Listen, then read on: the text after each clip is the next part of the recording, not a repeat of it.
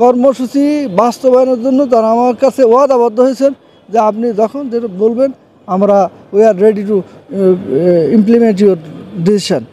আমরা দেখেছি কর্মসূচি ঘোষণা করেছেন, অর্থাৎ প্রথম দিকে জেলায় জেলায় বা উপজেলায় বিক্ষোভের পরে স্মারকলিপি প্রদান এবং 5 তারিখে মহাসমাবেশ। আপনি সমন্বয় সভাতে ছিলেন। আসলে কর্মসূচি যে ঘোষণা করা হলো, কর্মচারী নেতাদের মনোভাবটা কি? আর যদি আপনারা 5 তারিখে মহাসমাবেশ করবেন, এই সমাবেশ থেকে কি ধরনের ডাক আসতে পারে? দেখুন, এখন বাংলাদেশের কর্মচারীরা আগে অর্গানাইজড ছিল না, এখন তারা কিন্তু মোর অর্গানাইজড।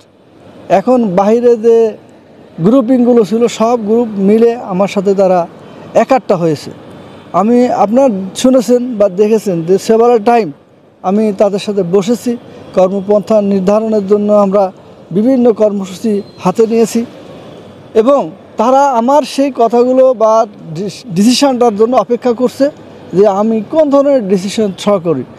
সেখানে তারা সেটা ইমপ্লিমেন্ট করার জন্য তৎপর হয়ে আছে, মানে মুখে আছে।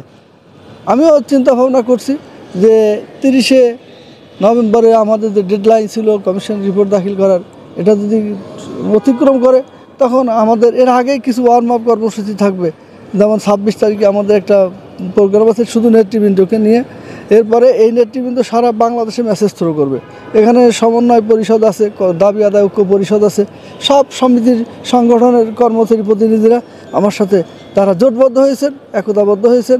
কর্মসূচি বাস্তবায়নের জন্য তারা আমার কাছে ওয়াদাবদ্ধ হয়েছেন যে আপনি যখন যেটা বলবেন আমরা we are ready to implement your decision. আমরা কি একটু জানতে পারি যে মহাসমাবেশ থেকে কী ধরনের কর্মসূচি আসতে পারে? মানে মোটামুটি এক ধরনের এখন নিশ্চিত যে কমিশন আপনাদের ডেডলাইনের মধ্যে কিছুই করতে পারতেছে না, সেই জায়গায় আপনাদের কী ধরনের পরবর্তী কর্মসূচি আসতে পারে? আসলে দেখেন, সময় বলে দেয়, টাইম হচ্ছে সময় বলে দিবে যে কী ধরনের কর্মসূচি আসবে। আমরা এমন একটা কর্মসূচি বা হেডলাইনে যাব, তখনকার সিচুয়েশনে কমিশন বছরের কাজ সপ্তাহে করার জন্য দৌড়ঝাঁপ শুরু করবে। আমরা চাই না সম্মানিত সদস্যগণ ওই ধরনের একটা পেরেশানিতে বা হ্যাসেলে পড়ে যান। আমরা চাই যে ওনারা মানে এই জিনিসগুলো কনসাইজ করে অন্তত একটা ধারণা বা শর্ট রিপোর্ট হলে পারেও ওনারা অর্থ মন্ত্রণালয়ে পেশ করবেন। কর্মচারীদেরকে মাঠে না নামানোর স্বার্থে বা তাদেরকে খেপিয়ে না তোলার স্বার্থে বা তাদেরকে অবজ্ঞার সুরে বা অবজ্ঞার দৃষ্টিতে না দেখার স্বার্থে তারা শর্টকাট একটা রিপোর্টও যদি হয় তাদেরকে দাখিল করতে হবে এখানে।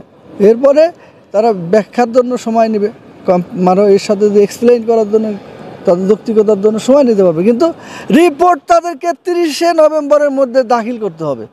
এর বাইরে আমরা কোনো প্রকারেই শুনব। যখন শাটডাউন আসবে, যখন সমস্ত রেল লাইন, তারপরে আপনার পানিপথের মানে নদীপথের যানগুলো বন্ধ হবে, যখন আপনার ইউটিলিটি সার্ভিসের যে নিত্য প্রয়োজনীয় এই বিষয়গুলো বন্ধ হয়ে যাবে, তখন উপায় থাকবে না। তখন আমাদের কাছে যেমন দায়বদ্ধ আছে, তখন সারা বাংলাদেশের মানুষের কাছে তাদের দায়বদ্ধতা প্রমাণিত হবে যে তারা আসলে তাদের অবস্থান থেকে সেইভাবে আন্তরিকতা প্রদর্শন করেনি বা তাদের পারফরমেন্স শো করতে পারেননি।